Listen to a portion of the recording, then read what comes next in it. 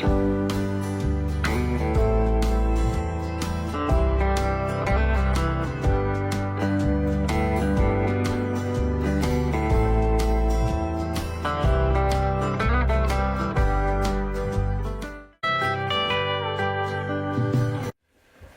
tal? Muy buenos días, bienvenidos a 102 Televisión, donde hoy tenemos con nosotros a una persona que ha desarrollado una labor tanto profesional como en el tema que vamos a tratar absolutamente admirable. No sé, nos lo contará él, lo fácil que puede ser compaginar la vida laboral con la labor de escritor. Ya estuvo con nosotros presentando su libro sobre el Conde de Villamediana y hoy está de nuevo porque en unos días ya lo ha hecho en Bielva, la localidad donde tanto tiempo estuvo trabajando, y lo va a hacer el próximo, perdonen que lo lea, lunes 27 de este mes de enero en Santander, en el Museo Marítimo del Cantábrico. Juan Francisco Quevedo, muy buenos días. Muy buenos días, aquí estamos otra vez y con mucho gusto además de charlar contigo. Vamos a charlar de cosas más que interesantes hoy, porque me he quedado ciertamente sorprendido con algunas cosas, averiguaciones del libro que has escrito. A mí me sorprende, lo dije la primera vez, que hemos vivido a muy pocos kilómetros durante muchos años y desconocía, siento y pido aquí perdón por mi supina ignorancia, desconocía tu labor de escritor, sabía que escribías, pero desde luego desconocía que era tan prolífica y tan extensa. Cuéntanos un poquito, lunes a las 7 de la tarde. Pues sí, la verdad es que para mí pues es un gran placer presentarlo en el Museo Marítimo, porque da la casualidad que es allí justamente donde está la puerta, ese misterio que hay sobre la puerta que intento desvelar en el libro, pues está expuesta en el Museo Marítimo desde su inauguración. Entonces me parecía que este año, que al hacer la presentación en Santander, el lugar más adecuado para hacerla es precisamente donde se encuentra la puerta y el navío grabado en ella sobre el que transcurre la historia que cuento en El misterio de la puerta de Bielva. Hablaremos de ella largo y tendido, no tenemos prisa, además de un tema tan interesante. Oye, ¿cómo llegó? ¿Sabes quién lo donó? ¿O cómo llegó al Museo Marítimo? ¿Quién lo donó? Pues ¿Dónde estaba la puerta? Es una historia muy curiosa. Tú dirás, bueno, tú has estado en Bielva 40 años, has trabajado en 40 años, ¿sabrías algo de la puerta de Bielva? Pues el caso es que yo de la puerta de Bielva no tenía ni la menor idea. A mí un día se me presenta en la farmacia el presidente de la Junta Vecinal, amigo tuyo también y mío, pues somos todos de la zona más o menos, Luis González Arasúa, y me dice, oye Juan, ¿tú sabes algo de esto de la puerta de Bielva? ¿No has oído algo? Y digo, pues la verdad es que no tengo ni idea, algo he querido ver por redes, pero no me hagan mucho caso. Y dice, pues mira, te traigo aquí un estudio que han hecho unos profesores de la universidad y un romance y demás, y bueno, ahí va transcurriendo todo, ya luego si eso te lo cuento, vuelvo a la pregunta que me hiciste, y me dice, pues esta puerta estaba protegía la entrada a una cuadra, a la cuadra de un vecino de aquí de Bielva, al que yo conocí mucho, tanto a él como a su familia, Patrocinio Loeto, y llegó a manos de José Luis Casado Soto a través de Alberto Díaz, que trabajaba en el Museo Etnográfico con Echegaray, y calculamos que esa fue la vía por la que llegó a Casado, ¿no? Entonces Casado concertó una cita en Bielva con el propietario de la puerta, con Patrocinio, con Puki, y con el carpintero, con el ebanista, que era el padre de Luis, que estaba en ese momento reparando la puerta. Entonces le llevaron a ver el sitio donde estaba ubicada, luego le llevaron al taller donde estaba y inmediatamente llegaron a un acuerdo. El acuerdo fue el siguiente: por 15.000 pesetas el ebanista hacía una puerta nueva y él se la llevaba. En aquellos momentos, además, tienes que tener en cuenta que el Museo Marítimo era todavía un proyecto que estaba gestionando para inaugurarse posteriormente, a principios de los 80 creo que fue, pero ya desde ese momento la adquirió para los fondos del futuro museo y desde el inicio hasta la actualidad ha estado siempre expuesta en el Museo Marítimo. Y además, curiosamente, yo al museo, y bueno, todos los que hemos tenido hijos más o menos, yo les he llevado tanto a mi hija como a mi hijo en varias ocasiones. Oye, no había reparado nunca en esa puerta que estaba ahí, y hasta ahora con esta visita que me hizo Luis, y bueno, ahí ya empieza a funcionar toda la trama, que me imagino que ya hablaremos un poquito después de ella. Y bueno, lo que llamó la atención evidentemente era el grabado que había en la puerta. Eso es, además un grabado muy minucioso, eso es lo que realmente sorprendió, la noticia, que hace un grabado de un navío de línea en una puerta de roble, además una puerta noble, con unos herrajes fascinantes, y luego encima con una minuciosidad tremenda, con cada detalle, con lo cual eso no lo ha podido hacer un desconocido del mar, al revés, tiene que ser alguien que conociera muy bien ese navío y que estuviera relacionado con el mar, ¿no? Y bueno, ahí empieza un poco toda la labor de estos profesores, de Carlos Arteaga, que estuvo, por cierto, en la presentación de Bielba, vinieron tanto el profesor de la Autónoma, que ha dirigido el proyecto, que es Carlos, y de la Universidad de Cantabria, Carolina Garmendia, estuvieron en Bielba viendo la presentación del libro, y bueno, para mí la verdad es una satisfacción que hayan quedado a gusto con todo, ¿no? Pero bueno, ese es el germen un poco de todo, lo que tú dices. ¿Qué hace un navío tan bien tallado, a punta de navaja, en una puerta de roble a la entrada de una cuadra? Eso no cuadraba, valga la redundancia, por ningún lado. Y fue a la universidad directamente a estudiar la puerta. Pues claro, a través del Museo Marítimo y de su directora, de Lucía, que colaboró mucho con este grupo de profesores, pues ahí empezaron haciendo estudios, prueba de carbono, en fin, todo han hecho, y llegaron a la conclusión de que era un navío de finales del 18, principios del 19, y que probablemente se trataba de un esboto. Ahora, bueno, vamos, que es un esboto, lo digo un poco más o menos, es una ofrenda que se hace a posteriori, no para pedir algo, sino para dar gracias por algo. En este caso, al ser un marinero o alguien relacionado con el mar, lo lógico es que fuera, pues porque se han salvado de un naufragio, de un temporal, entonces hacen esa promesa y van al sitio normalmente de donde ellos son originarios. Por ejemplo, si fuera un marinero del Cabildo de arriba, de Santander, pues iría a la iglesia de San Pedro, a la calle Alta, pues en este caso, al ser de Bielba, pues volvió a hacer el esboto. Y bueno, ahí luego empiezan muchas averiguaciones, investigaciones, y yo me baso tanto en eso como en un romance, que ya luego te hablaré de él, para crear una historia, porque al final es una obra de creación, es una novela que con rigor histórico, pues yo lo que hago es encajar esas piezas que no acaban de coincidir, para que encajen todas, y bien, tal vez eso no pasó así, pero desde luego, tal y como yo lo cuento, pudo pasar perfectamente, y soy fiel a la historia completamente. Hablaremos enseguida de ello y tengo aquí un resumen con algunas declaraciones tuyas. Tengo que decir yo, que soy un aficionado a la lectura, nunca leo los resúmenes que suelen venir en las partes posteriores de los libros y voy directamente ya al libro, ¿no? Pero aquí sí que es un resumen que me parece apasionante, me parece ya una trama en sí mismo para descifrar lo que pasa en el libro, que quiero que me lo expliques despacito enseguida. Pero vamos primero a hablar un poco de ti. Estuviste aquí y comentamos también tu bibliografía, sí. pero eran nuestros inicios y hemos multiplicado por 100 nuestra audiencia, así que tenemos que volver a hablar un poquito de ello. Naciste en México. Sí, yo nací en México.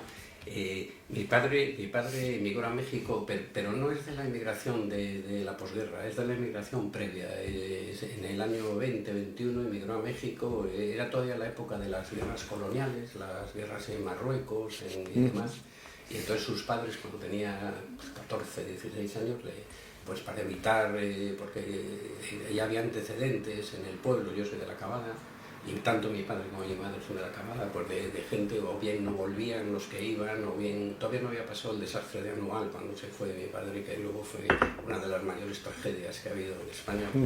Murieron pues más de 20.000 jóvenes españoles, ¿no? Allí, y bueno, el caso es que prefirieron mandarla allí, y por eso luego mi padre, pues claro, ya luego cuando se situó, pasado el tiempo y tal, pues volvía al pueblo regularmente. Estuvo muchos años sin volver por el tema de la mili, claro, al haberse ido, pues hasta que Primo de Rivera, Miguel, el dictador, el que fue el dictador, arregló... Uno de ellos. Bueno, sí, uno de ellos, Miguel, arregló la cuestión en la embajada para que pudieran regresar. Claro, ya empezaban a mandar muchas divisas, llegaban de fuera, de todo esto, y entonces lo arregló. Entonces ya en el 32 ya pudo viajar a España por primera vez, después de que se fuera. Y bueno, posteriormente ya conoció a mi madre, que también era del pueblo, de toda la vida y demás. Y yo ya nací en México, como dos hermanos míos más, y ya cuando tendría yo en el 62, 3 años algo, nos vinimos a España ya, a La Cabada primero, estuvimos en tiempo, luego ya en Santander, aunque siempre hemos conservado la casa de La Cabada y seguimos yendo regularmente, y es como el centro de reunión familiar, pero por eso yo nací en México, pero soy cántabro 100%, y además mi padre... los abuelos de mi abuela paterna son Piró Arche, es decir, dos apellidos flamencos que son los que vinieron al principio del siglo XVII para la fábrica de cañones que hubo en La Cabada y en Lerga, sí, ¿no? Y ahí desciendo de esa rama también por ese lado. Sí, sí. Farmacia. Farmacia. ¿Estudiaste farmacia después? Yo estudié farmacia, sí, yo estudié, bueno, primero hice el bachiller aquí en los Padres Agustinos de Santander, acabé en el 76, cogió el cambio de la muerte de Franco el último año, ya empezaba a evolucionar un poco el tema de la enseñanza, ya el COU fue mixto, que hasta entonces no eran mixtos los colegios, eran incluso los institutos, recordarás bien que estaba el masculino y el femenino, sí, sí. Y curiosamente eran mixtos las escuelas unitarias de los pueblos, que es una cosa muy curiosa, pero era lo único que... Bueno, algunas, yo conocí algunas, la escuela sí, todavía mixta. Pero se convivía más en los pueblos, ¿verdad? Sí, sí, claro. Cuando hubiera aula de niños y niñas era otra convivencia, sí, porque estaban juntos en el mismo espacio, ¿no? Sí. Y sin embargo en los institutos no, estaba el Pereda, que era el masculino, Santa Clara el femenino. Bueno, el caso es que ya me cogió a mí esa transición y después ya me fui a Santiago. En Santiago me licencié en farmacia y luego lo de siempre, ¿no? Todavía me tocó la mili, estuve haciendo la mili y bueno, y ya con 26 años ya abrimos la farmacia en Bielva y ahí he estado 40 años. He estado primero en la farmacia, estuve con la titular de San Vicente primero y luego de San Vicente y de Valde San Vicente, pues haciendo tratamiento de aguas, etcétera, etcétera. Y yo ahí he estado pues un poco retirado, recluido. Y ahí siempre he escrito, desde que tengo 14 o 15 años, pero bueno, escribías para ti, leías, etcétera, y nunca con ninguna otra pretensión. Y ya hace pues unos 10 o 12 años, contactaba con una editorial madrileña, publiqué mi primera novela, tuvo pues un relativo éxito para ser un principiante, que fue Ana en el mes de julio, lo estuvimos presentando por muchos sitios. Era una novela que trataba sobre el mundo de la heroína, de la droga. Se desarrolla en 10 días, los 10 días en los que llegó Adolfo Suárez al poder. En esos 10 días transcurre y es la historia de una niña joven, etcétera, ¿no? Y bueno, y ahí en esa torre de Juana Vázquez, como la llamo yo, que es como Quevedo el Bueno, Francisco de Quevedo, donde estuvo retirado en sus tierras, ahí escribía y decía que él se conformaba con pocos pero doctos libros abiertos, ¿no? Pues bueno, yo un poco en esa línea, con más modestia, ahí he estado en Bielva haciendo mis cosas sin que nadie, sin darlo a conocer realmente, que la verdad nunca lo pensé hasta que ya llegó el momento en que hubo que hacerlo, surgió bien, esa novela, ya te digo, luego en la Feria del Libro de Madrid funcionó muy bien también, y en Galicia causó bastante impacto por el tema que tratábamos. Y por ejemplo la presenté de Santiago, en Vigo me la presentó Carmen Avendaño, que era la presidenta de las Madres contra la Droga, ¿recuerdas? Esa una mujer muy valiente. Bueno, ya no la recuerdo ahora, pero... Sí, y bueno, que funcionó bien, y luego ya vino la siguiente, Querida Princesa, y bueno, ya me vi metido en una dinámica que no he parado. ¿Sigues en Bielva? ¿Ahora? ¿Viviendo? De corazón, sí. Ya no vives allí. Pero me he jubilado. Porque la jubilación ha sido emocionante, ¿no? Bueno, eso ha sido, la verdad, 40 años allí. Tengo que decir que he tenido la gran suerte de estar en un sitio con una gente encantadora, gente muy buena, la verdad. Y luego que hemos creado una dinámica con los que estaban encima pues muy positiva, de relaciones personales. Claro, no es lo mismo una gran ciudad que un pueblo pequeño, como puede ser Bielva, como es Herrerías, ¿no? El ayuntamiento, donde la verdad es que nos conocemos todos. Y lo he dejado, por un lado, con pena, pero por otro lado notas que te llega el momento también, ¿no? Y sobre todo, pues para poder viajar. Yo tengo mi nieto que vive en Estados Unidos, ¿no? Pues, también está muy limitado para ir, pero en cualquier caso, Herrerías y Bielva siempre estar ahí. Y el día de la presentación, en el Marítimo, por supuesto que me estarán acompañando Ramón Cuesta, el alcalde, un gran amigo, lo mismo que Luis, y bueno, ahí nos reencontraremos y volveremos a estar. Y la despedida fue pues muy emotiva. La organizó el ayuntamiento porque me he jubilado con Carmen, que es la auxiliar que he tenido toda la vida, hemos estado juntos siempre. Nos hicieron un homenaje precioso, que bueno, se llenó, no cabía un alfiler allí, muy emocionante, pues sí, y muy emotivo, muy emotivo. La verdad es que no puedo estar más satisfecho. Si tuvieras que elegir un periodo de la historia, no creo que me equivoque si encuadramos o ponemos el corchete siglos XVI-XIX, ¿no? Seguro. El final de los Austrias y los Borbones hasta finales del XIX. La historia de España del XIX es un sainete. Toda la época de Isabel II, con la cantidad de gobiernos que tuvo, los gobiernos relámpago que duraban 24 horas, los amantes, la cantidad de cosas que pasaban. A mí la historia de España me apasiona, pero especialmente ese periodo, el 18 y el 19 especialmente. Ahora bien, el final del 17 también me gusta mucho, también ese cambio de maneras de ser de alguna manera y de formas. Hombre, y nuestro siglo de oro, un poquitín antes de las letras, que también haces mucha alusión a... El 17 también, de hecho ya sabes que el conde Millamediana es del barroco, del pleno barroco, y convive con Quevedo, convive con Lope, convive con Calderón, y ese es un periodo que a mí me encanta, ¿no? Pero si me tuviera que quedar yo, me quedo con el 18 y el 19, no sé por qué también, pero el 17... Porque es apasionante, coincido contigo, ¿eh? Yo estoy también haciendo alguna cosilla respecto a la historia, y además ahora estoy con esa época, y sí que es cierto que es una época apasionante de la historia de España. Nos hablaste ya de Ana en el mes de julio, tu primera novela en 2014, seguimos. Querida princesa. Sí, Querida princesa es una novela que se desarrolla en 3 espacios temporales. En el Madrid digamos, de Fernando VII, de ese Madrid que presentaba 2 caras, ¿no? Una cara, pues la cara de la aristocracia, la cara del dinero, y luego por otro lado esa cara empobrecida que legó Fernando VII, ¿no? Y que luego la novela transcurre, no obstante, durante el periodo de la regencia de María Cristina y demás. Eso por un lado. Luego se desarrolla en ese Madrid, digamos, del romanticismo, para ser más concretos. Y luego en el Santander del mercado colonial, cuando llegaban aquí los barcos y atracaban, todavía no existía los jardines de Pereda, entonces atracaban justo al lado de las casas del muelle, y todavía se metían las velas y las jarcias casi se metían por las ventanas, ¿no? Y olían a salinidad y demás, todo el paseo. Y luego el otro espacio es el inicio del comercio textil en la Cabada, ¿no?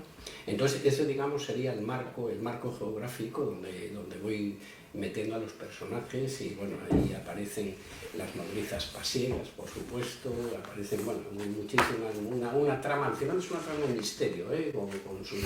Tienes una capacidad, no sé cómo definirla, pero lo he visto también en este último libro, ¿no? Para mezclar escenarios diferentes dentro de la misma novela. Lo veremos también en La Puerta. El misterio de la Puerta de Violeta. Lo veremos. El Sedal del Olvido. El Sedal del Olvido, mira, yo llego un poco a la escritura, pues yo no sé si ya lo comentamos en otra ocasión, cuando tendría 14, 10 años, y lo que más me impactó fue la lectura de las coplas a la muerte de su padre, Jorge Manrique. Yo ese es, digamos, el punto en el que dije, joder, a mí me gustaría escribir como algo imposible. pero sí que y ya empecé a escribir allí, pues haciendo mis cosas y demás. Luego ya cuando ya eres un poco 16, 17, pues ya escribes tus poemas de amor, tus historias, bueno, vas evolucionando un poquito a medida de cómo tú vas creciendo también, ¿no? Estamos hablando, no sé si lo hemos dicho claramente, de un libro de poemas. Es un libro de poemas, donde bueno, es una especie de puzzle y de mapa sentimental de mí mismo, ¿no? Así como en las novelas mi mirada es hacia afuera, en la poesía no, es hacia mí, hacia adentro, es una mirada introspectiva, ¿no? Y es un poco, pues sí, yo creo que estoy de acuerdo con esa definición de la poesía, que es la manifestación más elevada de los sentimientos, porque de alguna manera lo que no puedes decir con palabras concretas y explícitas, la poesía da ese paso, ¿no? Lo que se entiende por vuelo poético, ¿no? Que no siempre lo que dices tiene que ser lo que se dice, va un poco más allá. Bueno, traducido al inglés, alguien lo lee, ¿eh? Y ya con un nombre, traducido al inglés, y en 2018 hablamos que publicaste, claro, la biografía de José Simón Cabarga. Sí. Primero lo he traducido al inglés por aclararlo brevemente. Lo lee una profesora de literatura comparada de la Universidad de Harvard, traduce y luego lo publican en una revista anual de Inventory que edita la Universidad de Princeton. Y claro, para mí eso fue pues como un espaldarazo y una alegría fabulosa. Y luego sí, la biografía de Simón Cabarga realmente es un encargo que me hacen a través de la Asociación de Periodistas de Cantabria. Es un libro que cuando ellos hacen su reunión anual, pues lo reparten y demás, y bueno, pues me estuve documentando, demás, lo escribí, y la verdad es que descubrí a un personaje que me llamó mucho la atención, y bueno, estoy contento con el libro. Seguimos con los bolos ya, claro, de la Cavada, con una zona con una tradición bolística tremenda. Además me consta que tendrás amistad con la gente de los bolos me lo diré, aquí en Río Tuerto, en la Cavada. Sí. 50 años de la peña bolística. Pues sí, tienes que estudiar. Bueno, ahí tendrías ayuda, ¿no? Bueno, para lo que es para la parte final, por supuesto que sí. La parte novelada, pues bueno, hay una parte que es completamente creación, luego hay otra parte que es de conversaciones con José Antonio, el presidente y demás, pero bueno, en la Cavada ya sabes que nacemos con una bola en la mano. Yo no salí de la bolera hasta los 16 años, luego lo abandonas un poco, pero bueno, siempre lo tienes ahí. Yo no soy de estos que he seguido los bolos de una manera pues como los grandes aficionados que saben todo, recuerdan todo. No, yo los he seguido un poco de lejos, y en estos últimos años pues a través de José Antonio pues me pidió entrar en la directiva, y bueno, ya lo sigues de otra manera. Luego he estado con Roberto en la federación llevando el área de cultura, y bueno, ya sin meterme en nada, simplemente dedicándome a esas parcelas. Y bueno, y en la Cavada estoy encantado, porque además en la junta directiva pues somos todos amigos, y bueno, estoy feliz de tener ese contacto. Y volviendo al libro, pues se cumplieron los 50 años, me pidieron que si podía hacer algo sobre ello, y al final salió este libro que yo creo que ha quedado muy bien, porque a la parte esa primera que te hablaba, luego se le añade una parte muy bonita de estadísticas y demás, que siempre es muy interesante. Y bueno, ahí ha quedado, y yo creo que es un libro para la historia del municipio, para la historia de la peña y para la historia de los bolos también, de alguna manera. Porque las cosas, si no quedan en algún sitio, pues se van olvidando, y de esa manera, pues bueno, ahí ha quedado. Estamos ya en 2020, solo 6 años desde tu primera publicación, pero moviendo la pluma, ¿eh? 2020 publicas si no me equivoco, una antología. Sí, una pequeña antología, una antología de poesía, de los poemas, sí. Y también la biografía de tu amigo el pintor. Sí, Pedro Sobrado. Pedro Sobrado. Es un hombre encantador. Esa la hicimos, el editor Carlos Alcorta estaba haciendo una colección sobre artistas de Cantabria. El primer número había sido sobre Juan Manuel Puente, un pintor del Torrelavega fantástico, el que dirigió la Sala Roballera, el que trajo, fíjate, a Antonio López a Santander, a Santander, no, a Ñengo, que es decir, ¿no? Era un hombre que me gusta, aparte buen amigo mío. Y ya el segundo número me propuso Carlos que dedicarlo a Sobrado y que si quería escribir la biografía. Él sabía que era un pintor que a mí me gustaba mucho. A Pedro le conocía de alguna vez que había estado en su estudio, pero de una manera muy leve.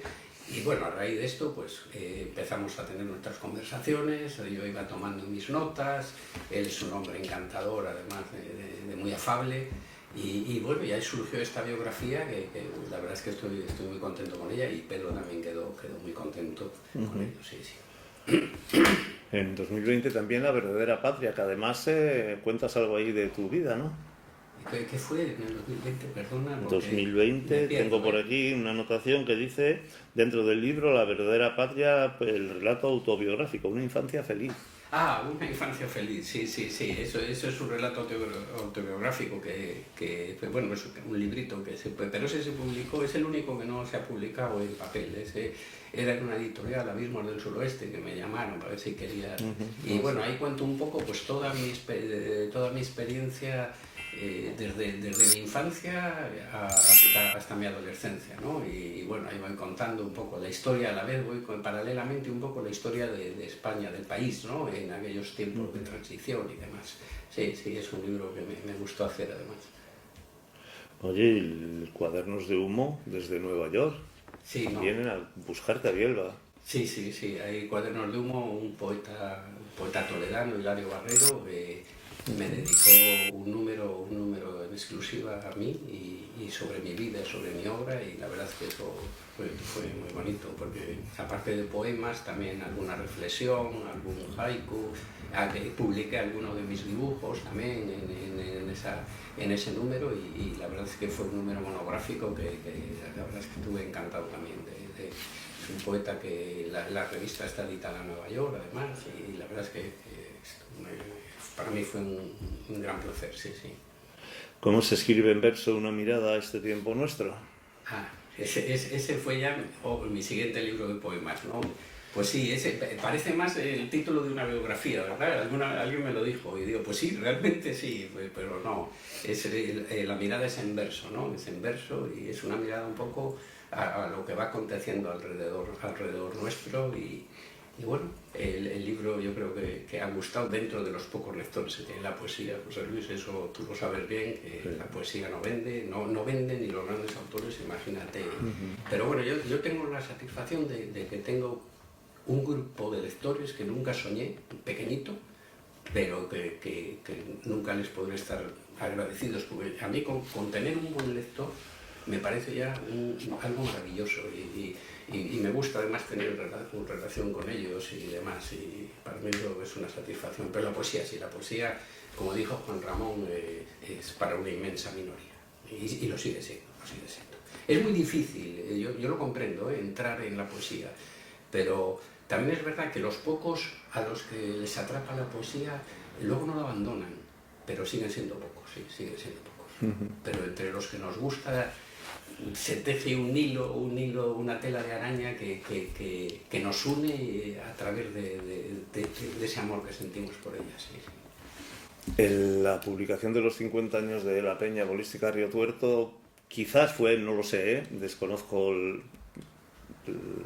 lo que movió, ¿no? Pero un poco más comprimida, ¿no? Más para la Peña y gente afín, pero Claudia en los bolos fue lo que ya por lo menos hizo que absolutamente todo el mundo en el mundo de los bolos conociera a Juan Francisco Quevedo, incluso esos que les cuesta tanto leer.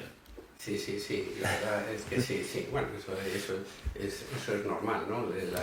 Yo siempre digo que lo que hay que hacer en esta vida hay que intentar ser feliz, ¿no? Y el que lo es con un libro, lo es con un libro, el que es paseando a un perro, lo es paseando a un perro, y cada uno tiene que procurarse. A mí, en ese sentido, tengo una mentalidad muy abierta y lo primero es ser feliz, y cada uno debe de ser feliz con aquello que le hace feliz.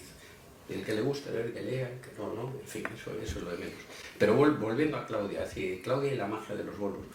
Claudia, pues es la historia de una niña que sueña con algún día ser campeona de bolos en Cantabria. Claudia está basada en mi hija. En mi hija. En realidad sale todo de un pequeño cuento que escribí cuando ella cumplió 3 años, nada, de 1 o 2 páginas, pero al final, pues cuando me decidí a hacerlo, pues se fue ampliando.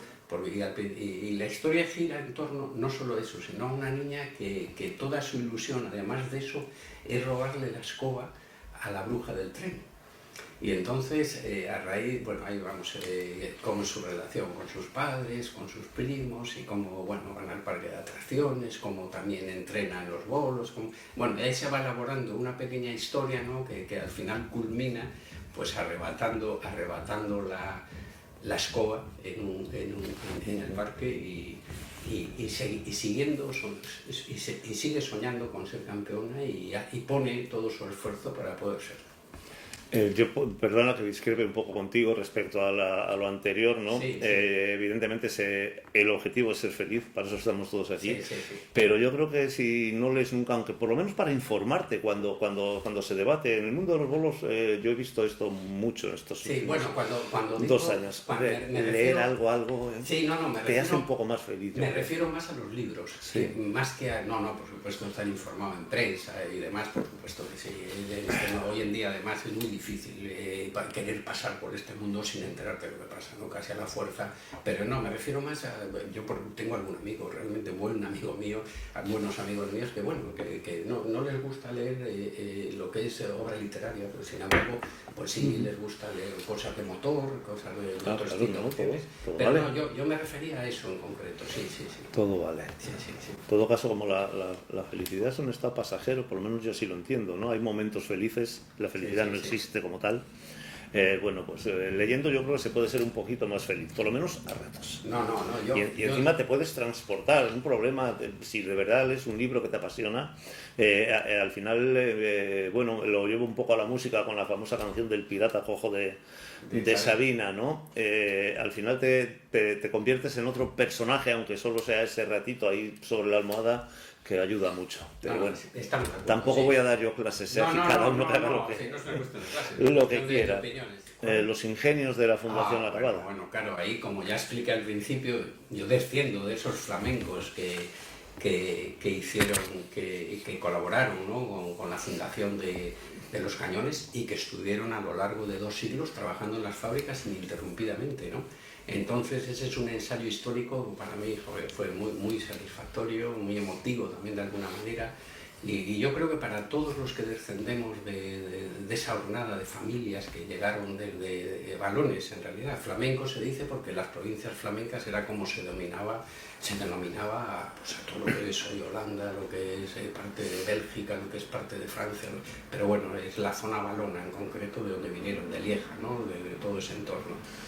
Y bueno, para mí, pues seguimos teniendo, yo creo, todos esos descendientes, o muchos de ellos, La Acabada como ese, y Lierganes para los que quedan allí, como ese centro sentimental, ¿no?, al que de alguna manera volvemos y retornamos, aunque ya muchos no vivan allí, ¿no? Y para mí, pues, investigar sobre eso, elaborar el libro, ¿no?, fue una edición muy cuidada, y yo cuando vi el libro la verdad es que me gustó mucho cómo quedó y yo creo que ha gustado bastante, sí. Estamos ya en 2024, no has parado en esos últimos 10 años de escribir y llegas a un libro que yo creo que sí que, bueno, que tú lo defines como apasionante al personaje, sin ninguna duda lo es. Cuéntanos quién era el conde de Villamediana, porque creo que efectivamente es uno de los personajes que... además, a raíz de nuestro último encuentro, yo también investigué un poquito sobre él, y verdaderamente es un personaje absolutamente brutal de la historia de este país. Cuéntanos un poco de él. Pues mira, el conde de Villamediana, te voy a decir cómo le descubro. Yo lo empiezo descubriendo como poeta. Yo tendría unos 16 años y en una librería del Viejo de la calle Fuencarral me topo con, que todavía le conservo, un libro con sus sonetos.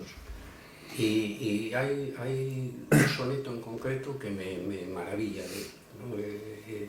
Yo tengo muy mala memoria, pero bueno, ya te lo podré decir. Y bueno, ahí le fui leyendo poco a poco y bueno, lo vas arrinconando. Luego con el tiempo ya compré su obra completa, cada vez me gustaba más y ya claro, te vas metiendo un poco en su vida, ¿no? Y siempre tuve un poco esa idea de algún día, porque faltaba una buena biografía del conde, no la había por ningún lado. Entonces ya hace unos años ya empecé a tomar notas. Y ahora 3 o 4 años ya me puse a darle forma, ya digo, voy a empezar a escribir, tenía multitud de notas por todos lados de él, con muchas referencias, y bueno, si te das cuenta la bibliografía que manejo, tanto en el de La Cavada, en el de los ingenios como en el de Villavediana, es ingente, es enorme, ¿no? Me llevó mucho más tiempo tomar notas y hacer lecturas que escribir en sí la biografía. Ya las notas, las referencias del texto, sobre todo para no interrumpir la lectura, no están a pie de página, están como se hace ahora en las universidades americanas, al final, con el mismo sistema. Y bueno, pero vamos al personaje en sí. Yo llegué a él a través de la poesía, pero claro, su vida, ¿cómo es su vida? Su vida es apasionante, es un personaje que no se aburría, todo. ¿Verdad? No se aburría. No, lo tiene todo. Era un gran intelectual, era mujeriego, era apasionado de los caballos, apasionado de las joyas. Digamos que podía ser de alguna manera una cara medianamente amable, ¿no? Pero luego tenía, pues como todos los seres humanos, pero en él mucho más marcada, una cara mucho más amarga.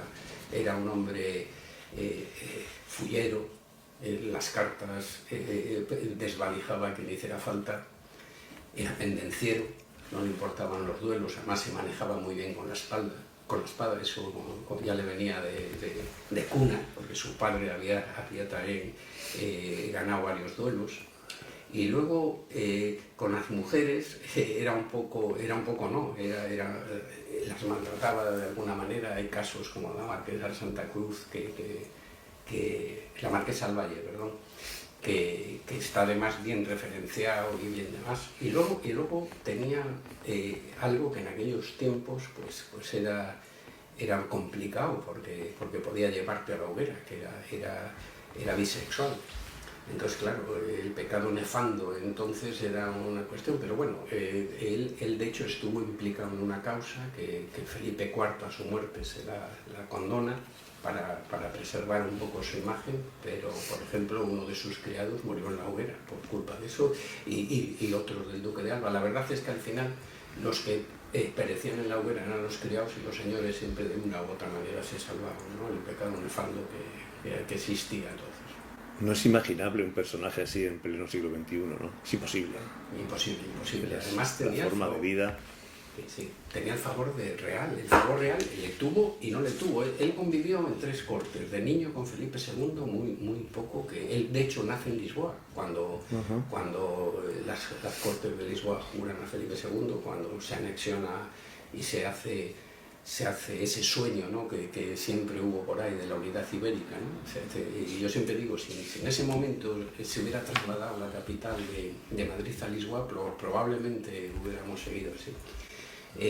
El caso es que nace allí, al poco vuelven a la corte de Madrid, como es lógico, y luego ya con Felipe III, digamos que es la gran parte. Con Felipe III es donde tendrá los grandes encontronazos, donde irá a Italia, donde tendrá los destierros, etc., ¿no? Y luego ya cuando Felipe III además era un hombre muy religioso, muy apocado. Dice, bueno, es el que deja todo en manos del duque de Lerma, la gran desgracia que tuvimos en el siglo XVII. Y luego Felipe IV, su hijo, era todo lo contrario, aparte que llega muy joven, es cuando él le conoce, ya le conocía de Valladolid, de cuando estuvo allí esa corte, porque la familia del conde es originaria de Valladolid, y donde tenían su palacio. Con ese rey tenía además veleidades poéticas. Y con el conde escribía cosas y él firmaba como un ingenio de palacio, firmaba el rey. Cuenta la leyenda que el conde Villamediana se enamora de la mujer de Isabel de Borbón, de la mujer de Felipe IV. Y llega al extremo, en pleno barroco, de hacer un acto que es más propio del romanticismo, que está también documentado una parte, que es que quema un teatro en Aranjuez, en el Jardín de la Isla, cuando las fiestas que se hacen por su coronación, para salvar a la reina y tenerla en sus brazos, ¿no? Y eso trascendió a muchos, incluso La Fontaine en una de sus fábulas habla de ese hecho. Un hombre, la verdad, que fascinante. Y luego su muerte, eso no podemos olvidar. Su muerte, siempre se cree que se duda si estuvo, bueno, yo lo desvelo en la novela, que si estuvo ordenada por el conde duque de Olivares, y detrás estaba incluso el propio rey, si fue por algún amante despechado, si fue por...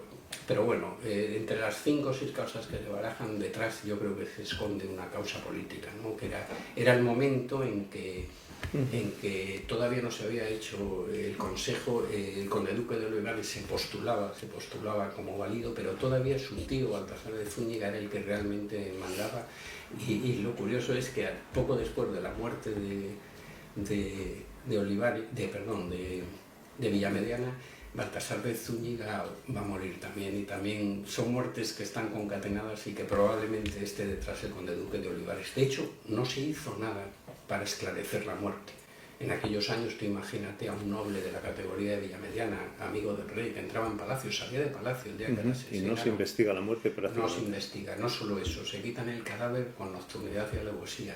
Muere en la entrada del portal de su casa prácticamente,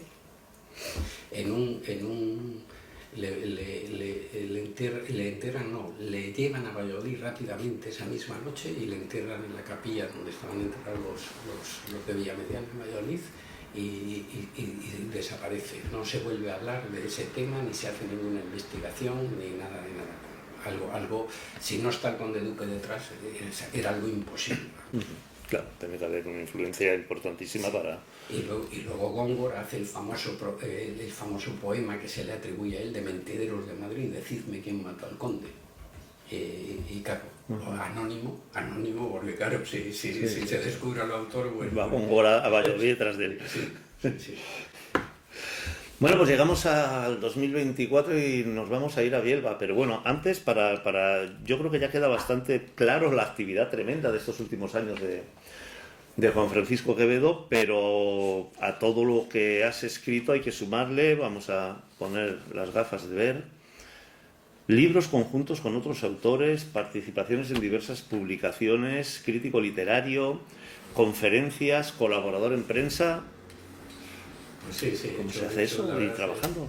Sí. Bueno, ya sabes que el trabajo, cuando lo haces con gusto, no es trabajo. Ya, es cierto. Es que te sale solo y llenas tu tiempo de esa manera sin que sea una obligación, no sé cómo decirte, ¿no? Pues entonces, pues transcurre así. He tenido la suerte de como crítico literario,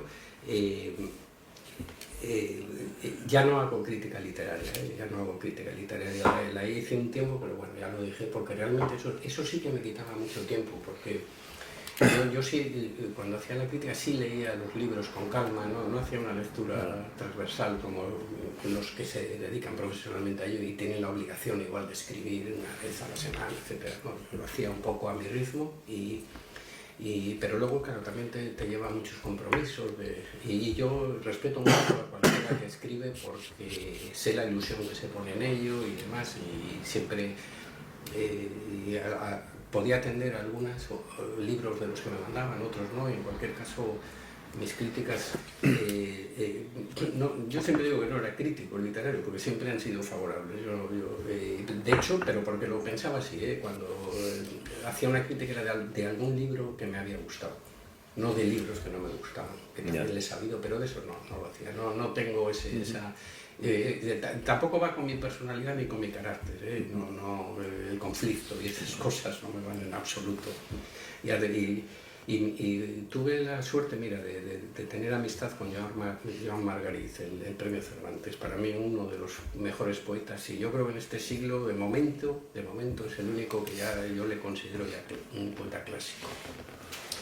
Y él es de los que opinaba que lo que te decía antes, que el que tiene un buen lector tiene un tesoro. Eso me lo repetía a mí mucho y la verdad es que le doy absolutamente la razón, aunque él tenía muchos lectores, muchos.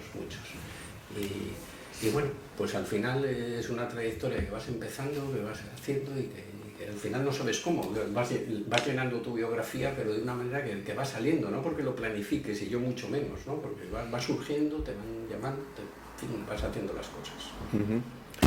¿Vamos a Bielva? Vamos a Bielva. Hemos encontrado la puerta con un grabado de un navío del siglo XVIII. Exactamente. Bueno, ya explicaste un poquito cómo fue la evolución hasta que llegó al Museo Marítimo. Por supuesto, podrás decir lo que te apetezca de la novela, pero yo quisiera seguir el guión un poquito, después ya hablas tú de este resumen que tengo aquí, porque ya lo expliqué en la introducción, ya me parece en sí mismo casi no sé, el libro, casi el libro. Voy a leer textual algunas cosas, porque aquí hay declaraciones tuyas. Bueno, partimos que se parte de una certeza real, vete explicando sobre la marcha, no me dejes a mí que bueno, está... Un hombre con conocimientos marinos, evidentemente, tuvo que grabar eso y se articula esa historia de la que tú hablas, apasionante, de los dos marinos, etcétera, etcétera. Tu declaración, explícame esto. A veces lo que fue y lo que pudo ser puede llegar a confundirse.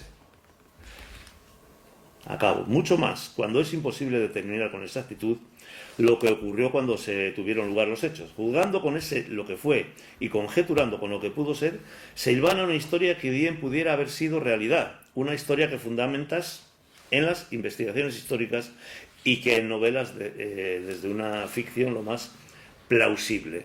A ver, explícanos un poco esto. No, lo que quiero decir, lo que fue, me refiero a lo que está comprobado en el estudio universitario de los profesores de universidad. Eso es lo que fue y lo que está comprobado. Entonces, ¿yo qué hago? Pues uno, ese lo que fue con lo que pudo haber sido, para que todo vaya encajando, porque claro, en ese lo que fue hay muchas lagunas, que eso no se han podido resolver en el estudio. Entonces, ¿qué hago yo? Pues, ¿cómo pudo haber sido eso? Y lo cuento de una manera que pueda ser verídica, que pueda ser plausible. Entonces, esa es la parte de creación literaria, pero sin faltar al rigor histórico. Entonces, eso es lo que quiero decir en ese párrafo concretamente. Luego, si quieres, te hablo de los dos personajes. Sí, vas a hablar de ellos largo y tendido. Solamente sobre estas anotaciones, perdemos un minutito más. No, lo que quieras. Bueno, se desarrollan durante la Guerra de la Independencia, una contienda que tuvo lugar en Bielva. Hablamos aquí del hermano del zurdo también, pero eso lo dejo para ti, ¿vale? Los hechos que darían lugar a la leyenda del Cristo de Bielva. ¿Cuál es la leyenda del Cristo de Bielva? Mira, la leyenda del Cristo de Bielva, los que no sean de la zona, igual los de la zona la conocen todos porque en toda la Cuenca Almansa hay una gran devoción por el Cristo de Bielva que, bueno, ha ido evolucionando como han evolucionado todas las fiestas, ¿no? Primero, pues llegaban peregrinos, llegaban romeros, llegaban a la campa que había alrededor, se iban con sus tortillas, luego se hacía allí un baile con piteros, con demás. Hoy en día está claro que no es así, ya no van prácticamente tantos peregrinos, pero bueno, sigue yendo gente y ya no están los piteros, se hace una gran romería con grandes orquestas. Bueno, la evolución lógica de la mayoría de las fiestas en Cantabria, me imagino que en el resto de los sitios, ¿no? Entonces, ¿por qué surge esa devoción al Cristo? Pues esa devoción surge al Cristo, que además en la novela se refleja, porque el romance que te hablé del director del periódico, del hermano del zurdo de Bielva, de Heraclio, gira en torno a la Guerra de la Independencia, a los sucesos que allí ocurrieron y a este milagro. Ahora vamos un poco a contar el milagro en cuatro palabras. Durante la ocupación francesa, un contingente de tropas de francesas venían de Potes. Era un día de invierno, que venían con una nevada, venían destrozados. Aquí les estaban esperando unos guerrilleros por la zona de Garrudo. Y allí, bueno, empezaron a disparar cañones los franceses y el caso es que derrumbaron una casa, estos ya según el romance. Y allí vivía la hermana de un guerrillero y la madre, Rosa. Entonces, y el hermano guerrillero se llamaba Juaneto Rosa, al derruir la casa y morir su madre, va a la ermita del Cristo a rezar. Y los franceses se presentan allí a refugiarse, con un frío de la leche, llevan unas jornadas de marcha y tal. Y al entrar, a ella la va a proteger digamos, de la horda de soldados franceses, un oficial se acerca a ella, la protege, y entre tanto empiezan a hacer una hoguera en el centro de la iglesia con los bancos, con los demás, y cuando se acaba la madera pachada, un soldado francés se dirige al Cristo y le empieza a dar golpes para derribarle y poder echarle a la hoguera.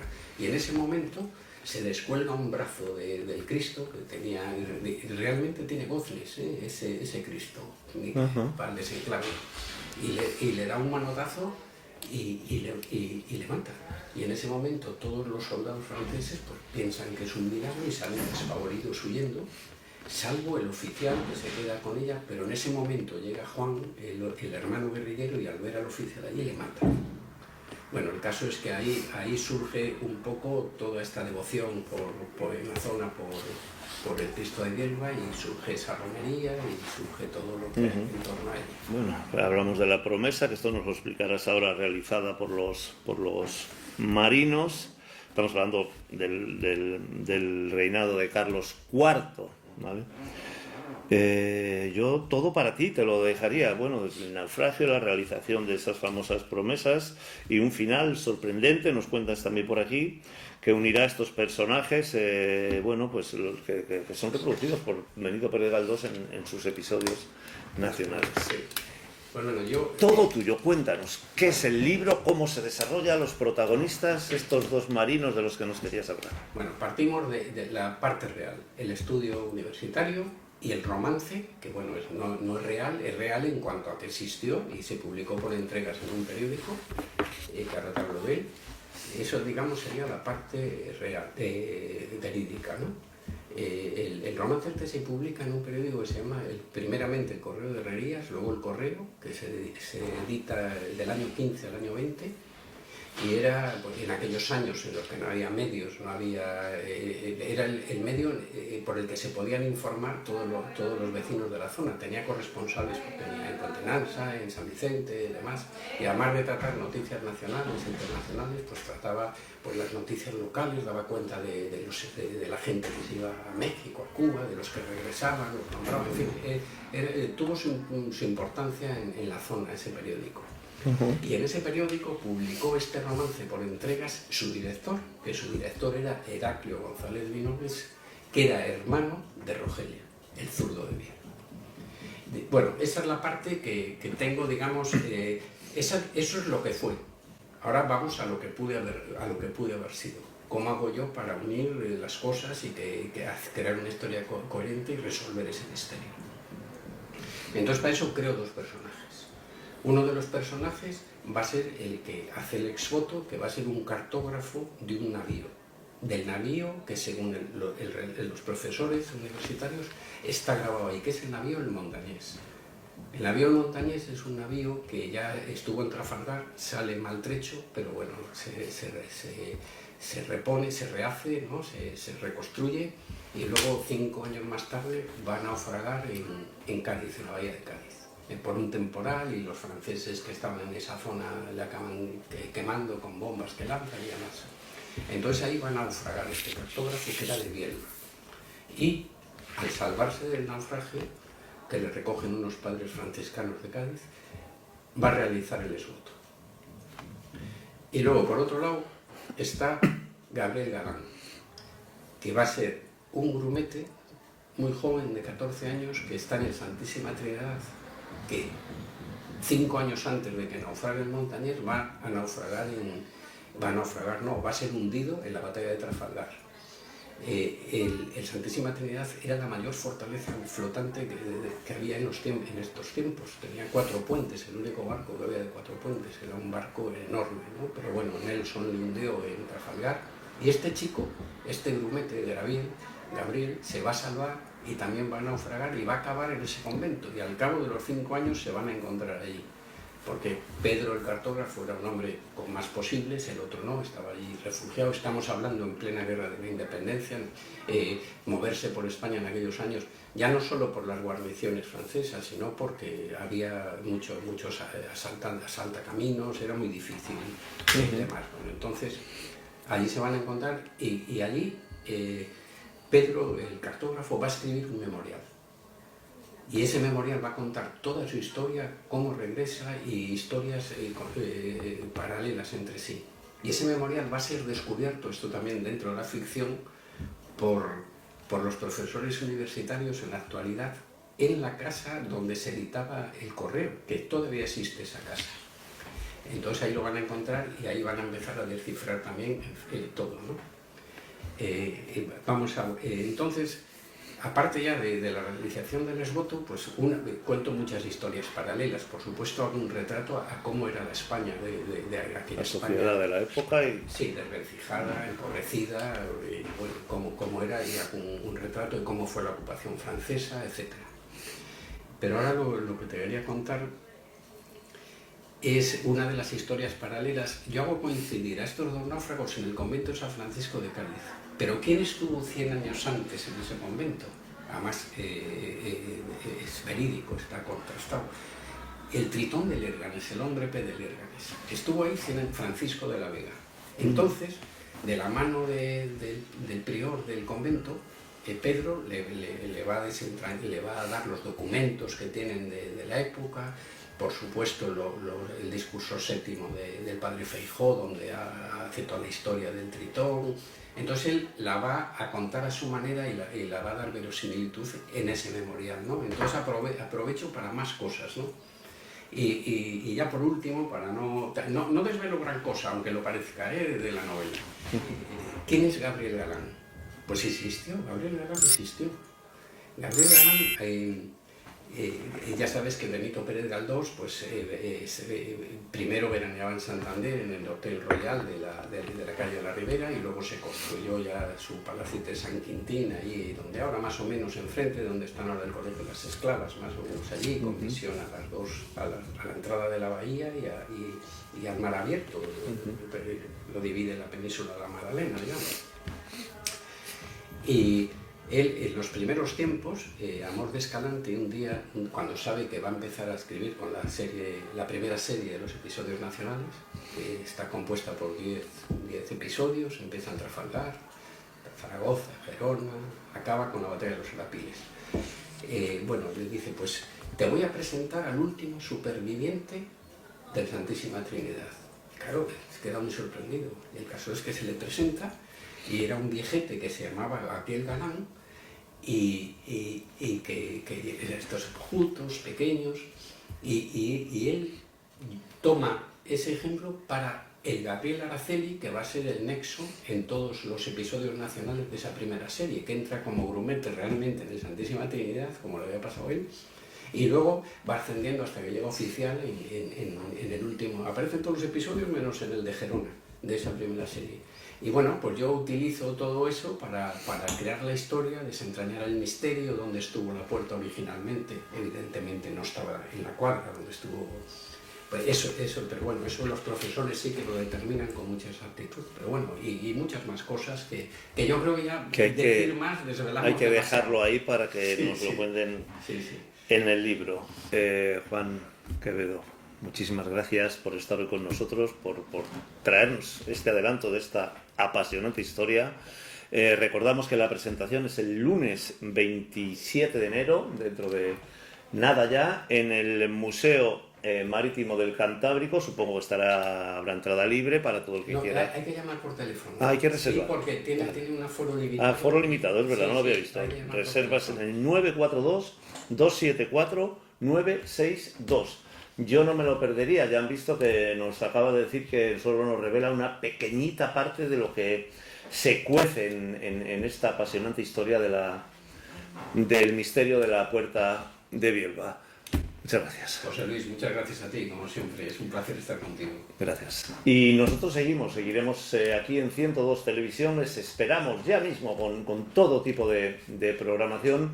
No se les olvide ser felices y sigan atentos porque merece la pena traer a gente como Juan Francisco Quevedo para promocionar no solamente sus libros, sino también nuestra cultura, nuestras tradiciones, todo lo que es referente a la cultura aquí en nuestra región, en Cantabria. Muchísimas gracias, nos vemos muy pronto.